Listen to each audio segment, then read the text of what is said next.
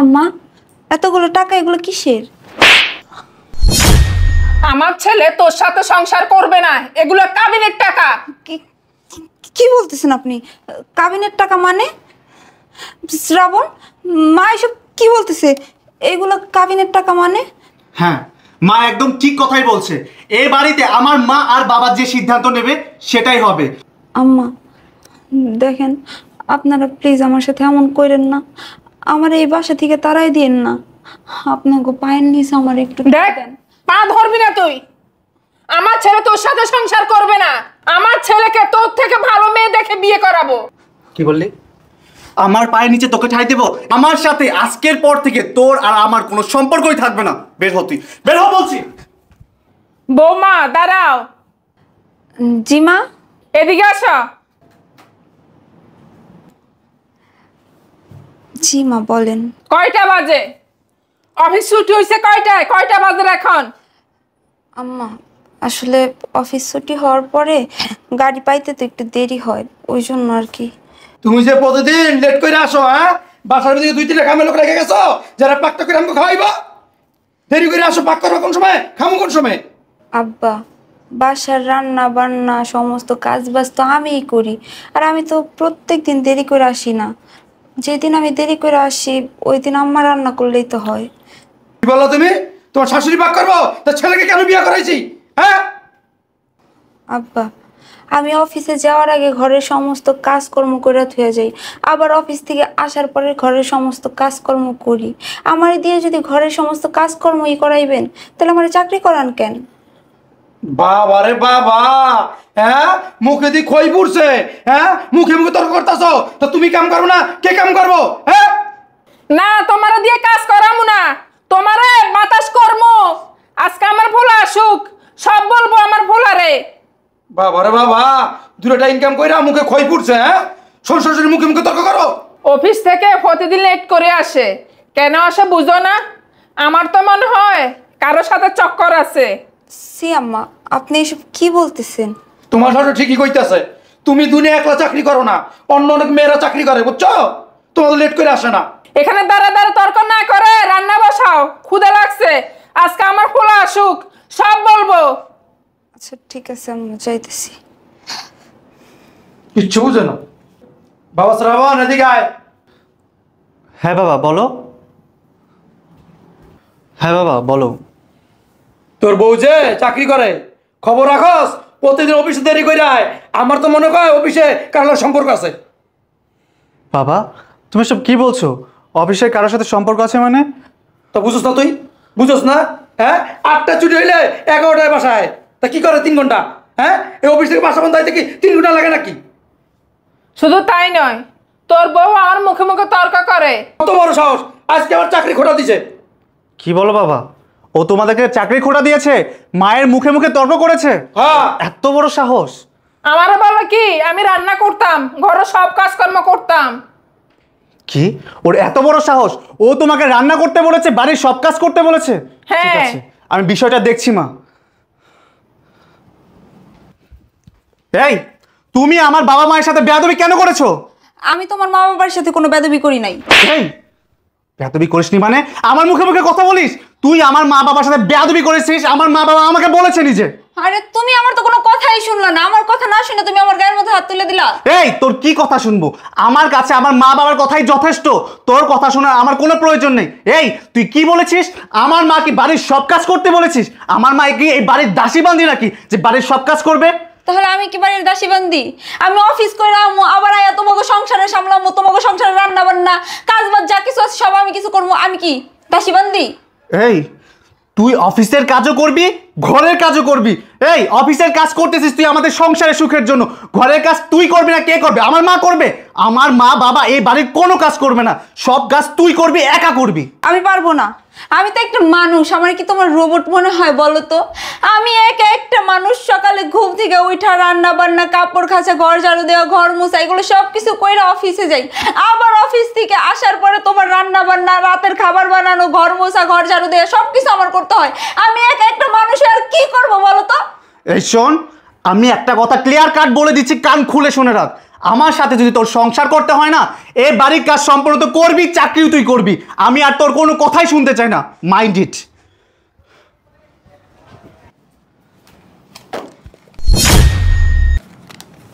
আম্মা, এতগুলো টাকা এগুলো কিসের? আমার ছেলে তোর সাথে সংসার করবে না, এগুলো কাবিনের টাকা। কি কি বলতেছেন আপনি? কাবিনের টাকা মানে? শ্রাবণ, মা এসব কি বলতেছে? এগুলো কাবিনের টাকা মানে? হ্যাঁ, মা একদম ঠিক কথাই বলছে। এই বাড়িতে আমার মা আর বাবা যে সিদ্ধান্ত নেবে সেটাই হবে। তোকে বিয়ে করে আনার পরে থেকে আমার মা বাবার চোখে অনেক জল ঝরেছে। আর না, অনেক হয়েছে। এইবার এই টাকা নিয়ে তুই এখান থেকে বেরিয়ে যা। কি বলতেছো তুমি এইসব? আম্মা, আপনারা একটু বলবেন আমার অপরাধটা কি?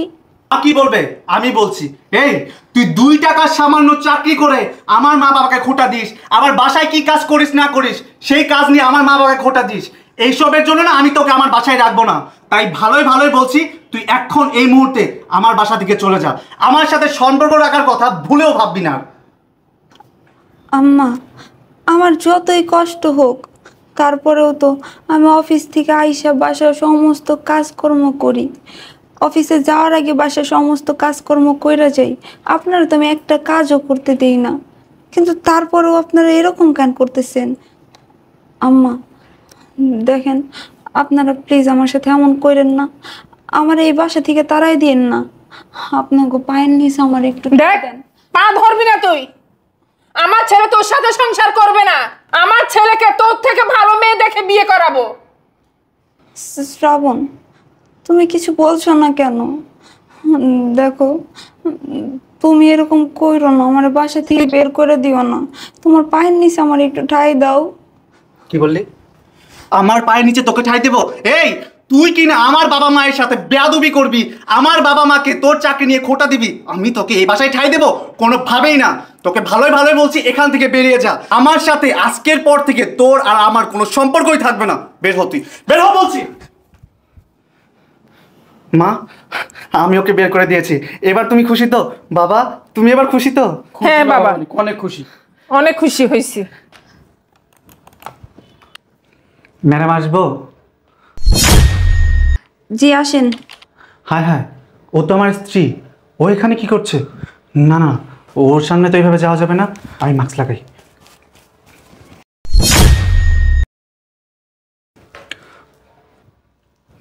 কি ব্যাপার, আপনি এখনো দাঁড়িয়ে আছেন যে? ভেতর আসুন। জি ম্যাম, আসছি। আসলে আমার এখানে অ্যাকাউন্টিং এর জন্য একজন দক্ষ লোক দরকার। আপনি কি আগে কোথাও কাজ করেছেন? ইয়ে, মানে ম্যাডাম, আসলে আমি এর আগে একটা চাকরি করেছি, তবে অ্যাকাউন্টিং সেক্টরে চাকরি করিনি কখনো। অন্য একটা সেক্টরে চাকরি করেছি। তবে ম্যাডাম, আপনি যদি আমাকে এই চাকরিটা দেন না, আমি অবশ্যই পারবো। কিন্তু আমার তো একটা দক্ষ লোক প্রয়োজন ছিল। আচ্ছা, একটা কথা বলুন তো, আমি কি আপনাকে কোথাও কখনো দেখেছি নাকি? আপনার কণ্ঠটা কেমন যেন আমার পরিচিত পরিচিত লাগছে। আসলে কি বলেন তো ম্যাডাম, পৃথিবীটা তো গোল, হয়তো বা কোনো না কোনোভাবে আমাকে দেখতেও পারেন।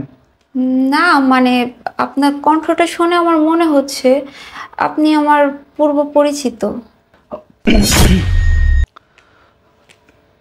আচ্ছা, জায়গা বাদ দেন। ইয়া করেন, আপনার সার্টিফিকেট দেন। ও হ্যাঁ, শিওর ম্যাডাম।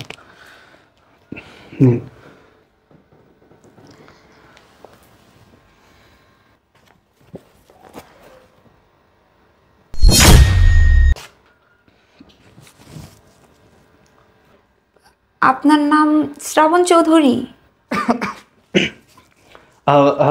হ্যাঁ হ্যাঁ ম্যাডাম। আচ্ছা, যাই হোক। আচ্ছা, আপনি কেন মাস্ক পরে আছেন বলেন তো? আপনি মাস্কটা একটু খোলেন। আসলে কি বলেন তো ম্যাডাম, আমার একটু ঠান্ডা লেগেছে তো, এর জন্য আমি মাস্কটা পরে আছি। সমস্যা নেই, আপনি একটু আপনার মাস্কটা খোলেন। আপনার চেহারাটা আমার দেখতে হবে। খুব খুলছি।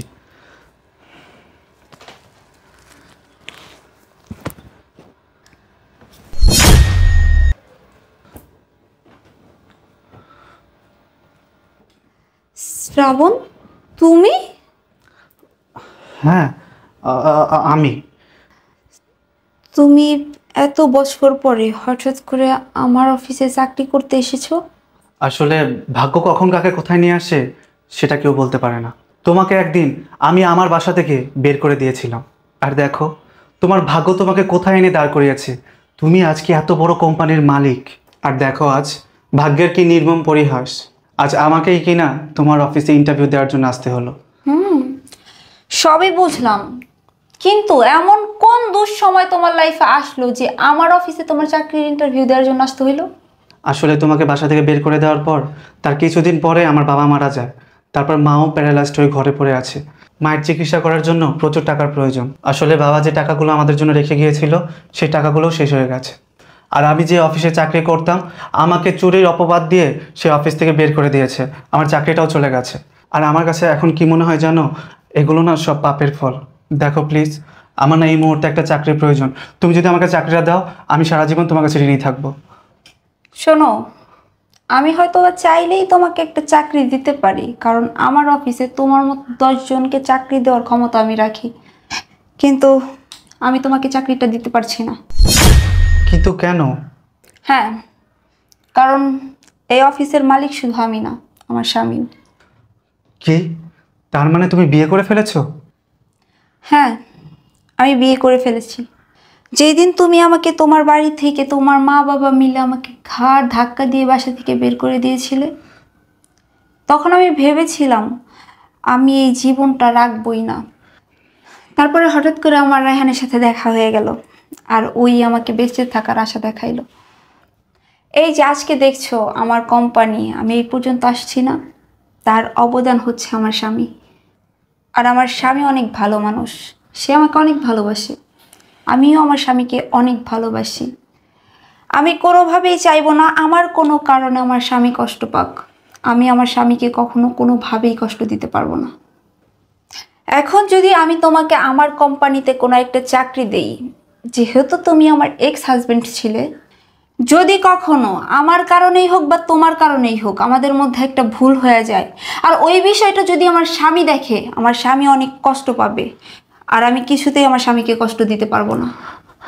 বিশ্বাস করো, আমি তোমার হাজব্যান্ডকে কিচ্ছু জানাবো না। আমার না চাকরিটা খুবই প্রয়োজন, মায়ের চিকিৎসার জন্য অনেক টাকা লাগবে। তুমি প্লিজ আমাকে চাকরিটা দাও। যে হয়তো তুমি আমার হাজবেন্ড ছিলে, সেই ক্ষেত্রে তোমার প্রতি বা তোমার আমার প্রতি কখনো না কখনো কোনো অনুভূতি বা কোনো মায়া আসতেই পারে, আর এই বিষয়গুলা কোনো না কোনোভাবে আমার হাজবেন্ডের চোখ পর্যন্ত পৌঁছাইব। আর এইটা আমি কখনো সহ্য করতে পারবো না যে আমার কোনো কারণে আমার হাজবেন্ড কষ্ট পাইতেছে। সো আমি তোমাকে আমার কোম্পানিতে চাকরিটা দিতে পারছি না। তবে হ্যাঁ, আমি তোমাকে খালি হাতেও ফিরাবো না। তবে হ্যাঁ, আমার একটা পরিচিত লোক আছে, তার অফিসে গেলে হয়তো বা তোমার চাকরি হয়ে যাবে। আমি তাকে ফোন করে বলে দিব। আই নাও তার কার্ড।